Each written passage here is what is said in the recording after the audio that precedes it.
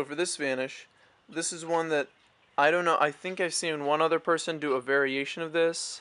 Um, I started adding it into routines and stuff, and I have performed this on stage. So it's probably not one that you're gonna do terribly often, but if it fits into the way you're working, I really do like to throw this in just once maybe in a performance. So the way it works, and the way to get this back palm to work. Unlike a lot of other Spanishes where we're going like this, the hand is going on the other side and we're going like this. Just the nature of the back palm. So the way you're gonna do this in the hand, normally you're going to bring up your index and pinky finger and then curl under your middle and ring finger like so. As they come under, then you're going to get in this position, and your index and pinky can push upwards.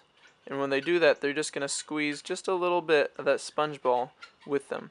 So our thumb is helping a lot here by helping to place it on the back, and then it just basically a transfer of holding it like this to holding it like that.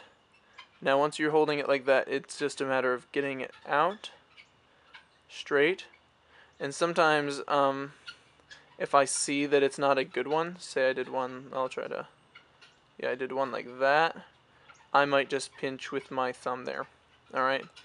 Just for if I'm on stage, I'm just going to angle this towards the audience so that I'm just sort of going to reach behind me and quick make it appear. So to do it a better way, if you get a good pinch on it, you can move it out like this. Now right now my hand is cupped like this, but you can actually move your hand completely straight. And what helps is if when these two fingers go out, because when you're bent, they're kind of in, but then when you go like this, they sort of go out farther than your index and pinky. That will give you a little less angle sensitivity on that end. Whereas you're like this, there's a lot of angle sensitivity. You stretch out, there's a little less angle sensitivity. So open like this, completely open hand. This is meant for stage or very close up. It's sort of got to be it helps if it's one of the other. I've done it in parlor situations too, but if you can get it sort of, this is the way you're going to be doing this back palm, is it's going to be just a moment. It's going to be very, very slowly, because you can back palm cards, and you can make cards appear, and the cards can look pretty good, but I mean the sponge is not going to be a long-term thing usually. So we have the sponge. To do the vanish, I mean, you just pretend to grab it, and then you go into the back palm, and then to make it appear, we're just going to move our hand quickly to a location. So let's just say right there is where the spot is. You don't want to make your sponge ball appear like that. You instead want to create a spot where this is where the sponge ball appears from. And usually you can go to that spot and stop, or go to that spot and bring it. So usually go to that spot and stop is the best. So we'll try it with a bigger one now since I dropped my other one. You can see right here that because this one's just larger, you get these. Now if I was on a stage show with a black background, I could do this. I could probably do this, but is it wisest thing? Probably not. And if I was going to do this sponge, I would want to put my thumb there, and it would just be like a momentary thing. One thing you can do is cheat a little bit and just go like this. And what's cool is this is 360 approved, so you can just make a sponge disappear like that, open it up into your hand, bring your hands up, and make the sponge reappear again. You can do something like that without doing a legitimate back palm. This has the feeling of showing your hands empty, and it's also super safe. So it's very, very, very angle friendly, which is nice. One last time doing this sponge vanish.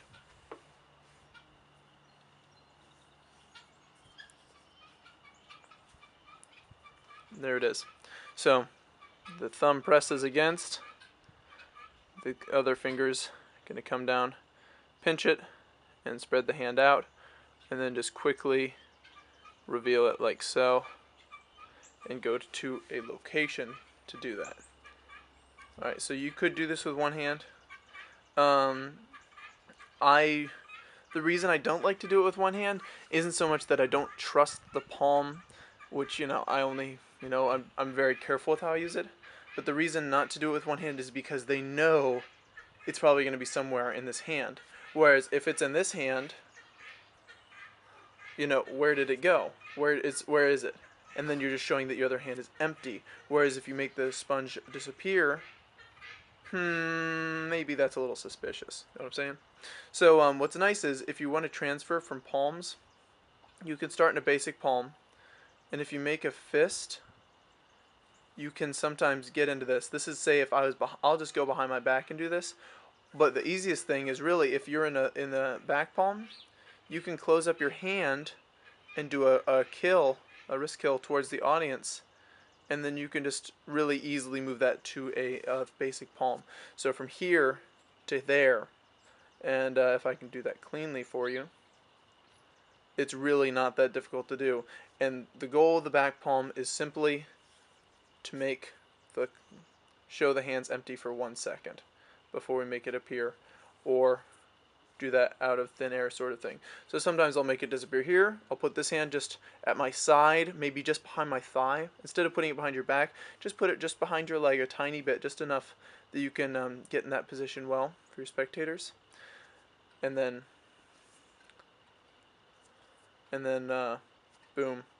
Anyway, so that's a little more knacky vanish, but I thought you guys would definitely like to at least learn it, even if you're maybe not going to perform it. Just, be very careful when you perform it, but I think it's really cool.